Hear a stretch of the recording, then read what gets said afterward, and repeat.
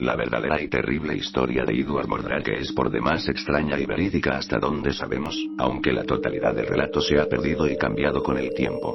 Parece que su inusual caso ocurrió muy temprano en la historia médica y se hace referencia a él solo en los cuentos que la gente comenzó a pasar a sus allegados, familiares y conocidos. De hecho, la historia de su vida se ha vuelto tan confusa con el paso del tiempo que hoy en día no hay fecha exacta de nacimiento o la muerte de Edward, aunque para muchos investigadores modernos, él nació y murió en Inglaterra en algún punto del siglo XIX, donde algunos apuntan hacia la fecha de nacimiento de Edward Mordrake en el año de 1887. Su madre era la condesa de Darlington, que bajo el poder de ese apellido, se extendían infinitos prados y campos de cosecha que mediante tributos arrendatarios y un suculento comercio a base de cereales y ganado, permitían a la familia vivir de un modo más que privilegiado. El castillo se hallaba en la ladera sur del condado de Portsmouth, bordeando unos impresionantes acantilados que vigilaban el embravecido mar del norte. Las vistas eran fantásticas y todo hacía presagiar aquella tarde, que con la llegada del tercer varón, la familia Mordrake quedaría finalmente bendecida. No fue así, algo en la gestación del feto se torció, cuando se cumplían los últimos meses del embarazo. Así trató de explicarlo el doctor Bridgewater, al contrariado padre de familia, Sir William Pitt Mordrake, al que no le pareció nada bien que entre su descendencia se hallase la ominosa huella de una malformación. Efectivamente, el niño Edward había nacido más que entero, de una manera que la ciencia médica del momento no comprendería. La madre dormía extenuada junto a la recién llegada criatura, pero el doctor Bridgewater y la matrona que le asistía, encontraron cuanto menos extraña la parte posterior de la cabeza del bebé. Su enfermedad muy posiblemente fuera la que hoy llamamos diprosopus o diprosopia, denominada muchas veces duplicación craneofacial, es un desorden muy raro. La hipótesis, ya que no hay nada confirmado, es una duplicación inicial del notochor del cual conduce a dos platos de los nervios y crestas posteriormente duplicadas de los nervios. En esas condiciones, los que padecen de esta enfermedad nacen con dos caras, tienen un cuerpo y sus extremidades normales, aunque la mayoría de los rasgos nombrados se repiten. Dependiendo de la alteración congénita, el individuo puede tener hasta 4 orejas, 4 ojos y 2 labios separados. La vida del joven Edward se transforma así en una de las historias más raras y dolorosas de la deformidad humana. Edward Mordrake, al parecer un muchacho erudito, de grandes conocimientos, era buen estudiante y músico violinista de mucha debilidad, en posesión de una gracia profunda natural contaban algunos. Persona quien iba a ser el heredero de una de familia muy rica y noble de Inglaterra. Joven que sin embargo nunca reclamó el título de nobleza y se suicidó a la temprana edad de 23 años. El infierno psicológico de tener dos caras. Según la historia, vivía en un retiro absoluto, impuesto por él mismo, incomunicándose y evitando las visitas de todo ser humano, incluso de los miembros de su propia familia. Se dice que era muy guapo cuando se le veía desde el frente. Edward Mordrake padeció una rara malformación que lo hizo nacer con un rostro extra, que era de mujer, en la parte de atrás de su cabeza.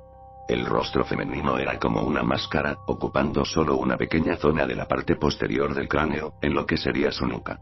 Según se relata en su triste historia, ese rostro no hablaba, no comía, ni bebía, pero aún así podía reír y llorar, mostrando signos de inteligencia de un aire maligno. Se trataba de su gemelo parásito, carne de su carne, su demonio.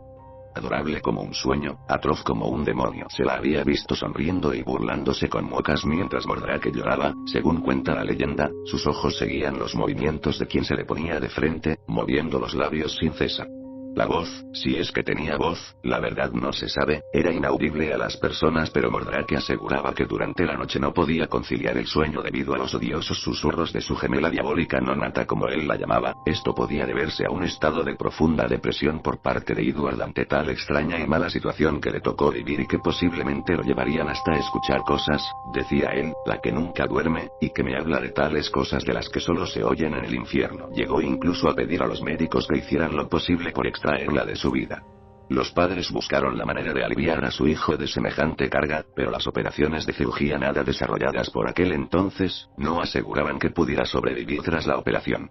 Lleno de coraje y desesperación, Edward pedía a sus padres luchar por el intento, pero el temor amedrentó la decisión última y los padres no cedieron a la arriesgada petición. Librarse de aquel rostro terminó siendo para Edward una obsesión que lo llevaría a la muerte misma. Edward Mordrake, el hombre con dos caras y algunos casos similares. La imaginación no puede concebir las tentaciones espantosas en las que me envuelve. Por alguna imperdonable maldad de mis antepasados estoy cosido a este demonio porque estoy seguro que es un demonio. Yo ruego y suplico para que lo eliminen del mundo, aunque yo muera. Estas eran las palabras del desventurado Mordrake a Manvers y Treadwell, sus médicos. Aunque lo vigilaban constantemente, consiguió beber veneno, debido a lo cual murió. Solo dejó una carta, en la que agradecía a sus padres y a sus hermanos el cariño recibido y en la que hacía una última petición ineludible, que su cara demoníaca fuera destruida antes de su funeral, para que no continuase con sus espantosos susurros en la tumba.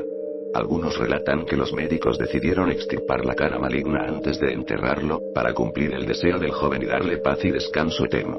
Por una petición anterior, fue enterrado en tierra baldía, sin ninguna lápida o marca que dejara constancia de su tumba. El método de su muerte también es diferente en varias historias, a veces lo hace con veneno y en otras versiones con una bala entre los ojos de su hermana demonio, lo ponen fuera de su miseria. Su vida y muerte ahora son parte de obras de teatro, textos, pinturas, e incluso de la música, como la canción de Tom Waits for Edward para su ópera Alice y la ópera titulada Mordrake de Erling Wall, que están basadas en su triste historia.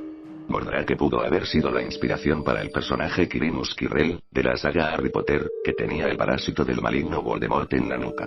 Sin embargo, la historia fue considerada falsa por algún tiempo.